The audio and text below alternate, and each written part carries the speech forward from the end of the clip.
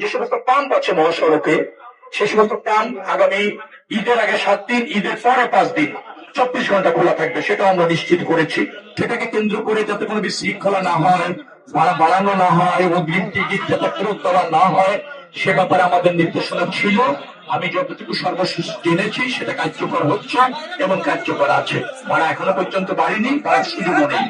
আবার অগ্রিম টিকিট ফেরত দেওয়ার একটা চেষ্টা হয়েছিল জ্বালানির সংকটকে কেন্দ্র করে, সেটা আমরা বলে দেওয়ার পর অগ্রিম টিকিট আর ফেরত দেওয়া হয়নি, অগ্রিম টিকিট বহাল আছে। অর্থাৎ সড়ক ব্যবস্থাপনার জন্য পর্যাপ্ত প্রস্তুতি নেওয়া হয়েছে। যদি আপনি জানতে চান সেগুলি বলা যাবে।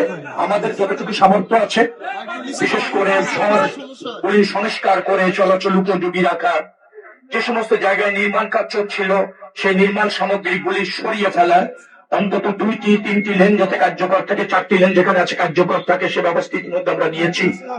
আমরা ধরেন যে সমস্ত পাম্প আছে মহাসড়কে, সে সমস্ত পাম্প আগামী ঈদের আগে 7 দিন, ঈদের পরে 5 দিন 24 ঘন্টা খোলা থাকবে, সেটা আমরা নিশ্চিত করেছি।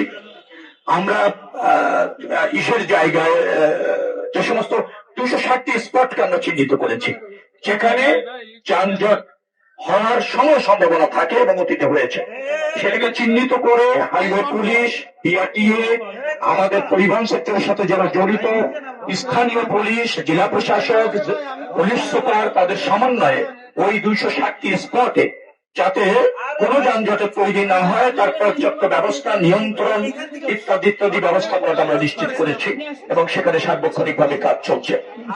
তো সবকিছু মিলিয়ে আমাদের কাছে মনে হচ্ছে যে আমরা একটা ভালোই যাত্রা, জনবান্ধব বলতে চাই, স্বস্তির যাত্রা, আরামদায়ক ভ্রমণ, নির্দিষ্ট সময়ে যাত্রীরা যাতে গন্তব্যে পৌঁছাতে পারে, বাড়িতে পৌঁছাতে পারে, উদ্বিগ্ন না হয়, ঘন্টা পর ঘন্টা সড়কে যাতে আটকে না পড়ে, সেটার জন্য সরকারের মনোযোগ রয়েছে, সর্বাত্মক মনোযোগ রয়েছে, প্রধানমন্ত্রীর নির্দেশ রয়েছে এবং এর সাথে যারা স্টেক হোল্ডার জড়িত আছে তাদের সবাইকে নিয়ে সমন্বিত ভাবে আমরা কাজ করছি।